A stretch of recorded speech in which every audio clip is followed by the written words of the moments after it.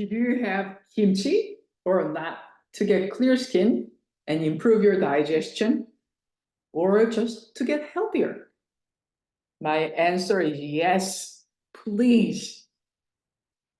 Well, I'm a big fan of kimchi. One of the most common questions I get is, should I have kimchi or not to get clear skin? Especially for people who have recurring skin issues and sensitive digestions and struggle to lose weight. One of the most common side effects from my kimchi students, they usually lose a few pounds without even trying. The biggest thing they noticed is improved digestion. So if you have alternating issues of not going to bathroom, you have constipation or diarrhea, I highly recommend kimchi. This is why I make such big volume. This is 𝙒𝘾𝙏𝙗 radish kimchi I made, mixed with Korean radish. One of the biggest benefit, so number one benefit is probiotic, right? As you might be familiar with, it's full of good for you bacteria, which is wonderful for your gut health.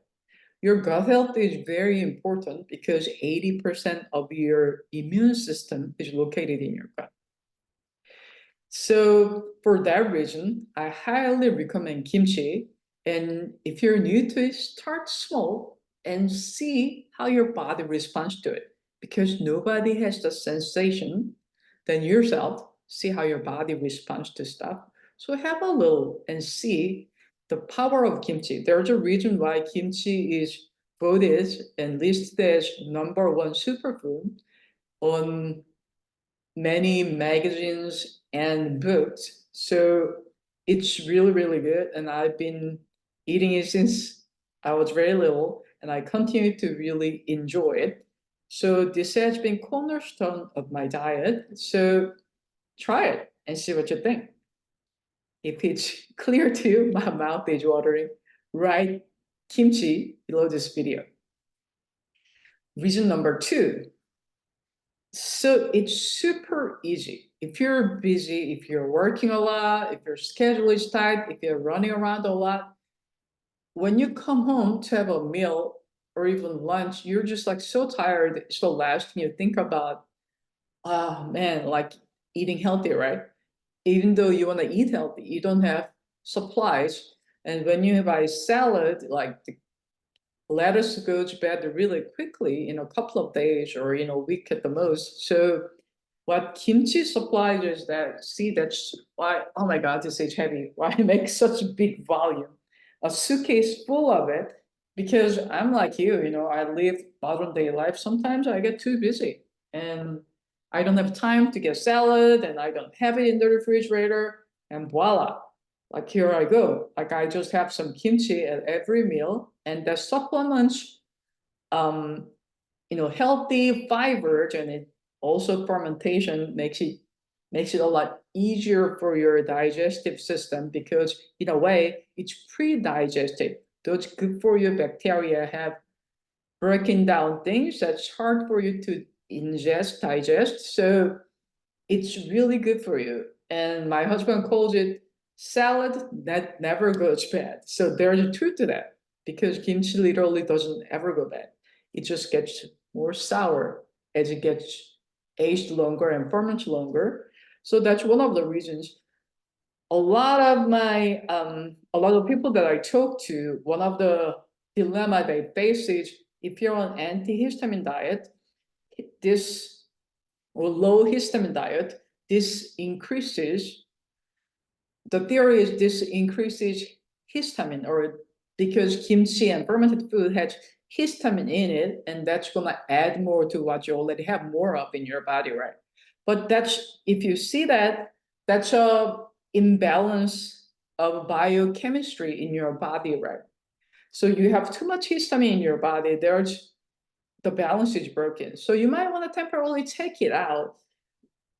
But I don't recommend taking it out too long, because if you think about human history, we've lived with fermented food thousands of years, and that's how we evolved. We have symbiotic relationships with good for you bacteria.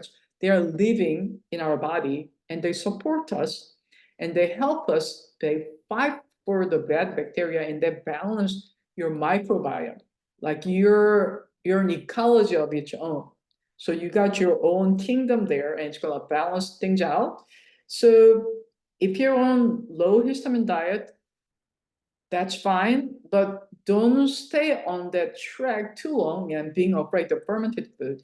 And I'm a big fan of anti-inflammatory diet because it's more balanced and it doesn't eliminate as much stuff as low histamine diet. And I'm all about more liberal diet. And I was on very restrictive diet for 3.5 years.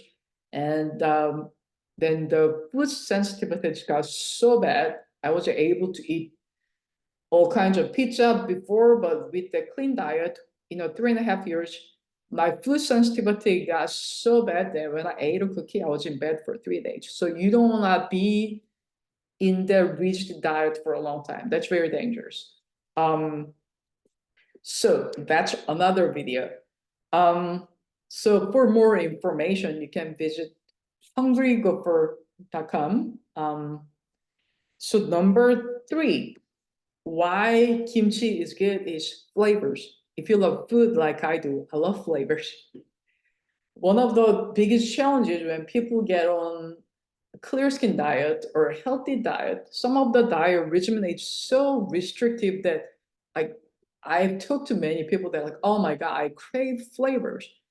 And when I found out that my body was a little sensitive to nightshade vegetables, which includes red pepper flakes, I was off of red kimchi like this, and I had what's called white kimchi or water kimchi, very mild version without spices other than garlic and ginger. Garlic and ginger are very good for you, obviously. So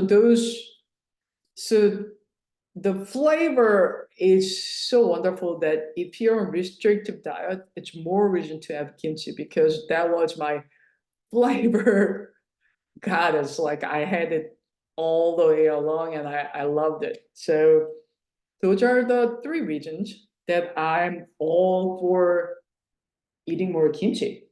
To get clear skin, especially if you have recurring skin issues, to help your skin issues, and improve your digestive system, and for better health and the flavor and to enjoy life.